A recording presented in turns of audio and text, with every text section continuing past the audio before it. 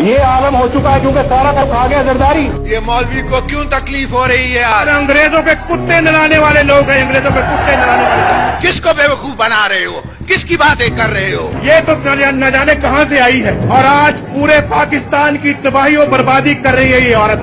साहब कुछ तो हया करें। और उसको मौका मिले तो वो पाकिस्तानी कौम को भूखा मार देगी। वो जो मिलियंस ऑफ डॉलर्स है वो कहाँ है? केसेस माफ करें, वो पैसा तो पाकिस्तान को दो, जो पाकिस्तान के खून पसीने की कमाई वो कहाँ है? हर तरफ से आपके पीछे लगे रहेंगे, लगे रहेंगे, लगे रहेंगे। स्विट्जरलैंड के अंदर किसका पैसा है? जरदारी साहब तुम अकेले इस पाकिस्तान के मालिक नहीं हो। इस दौर का नहीं, 40 साल का आपसे हिसाब है। हमेशा आपने इस्टेब्लिशमेंट के साथ मिलकर हमारी पीठ में छोरा घोपा। अरबों रुपए खा के हाजियों का पैसा नहीं छोड़ा। आपसे सुलह नहीं हो सकती, आपसे जंग ही रहेगी।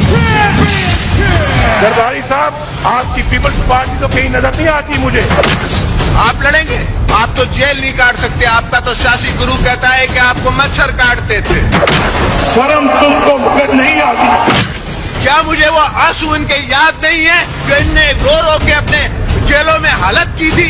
कागजी शेर, ये जरदारी, अनारी सब एक है, ये सब एक है। मियां मोहम्मद नवाज शरीफ का असल बाप जिया उल हक है। जरदारी और इमरान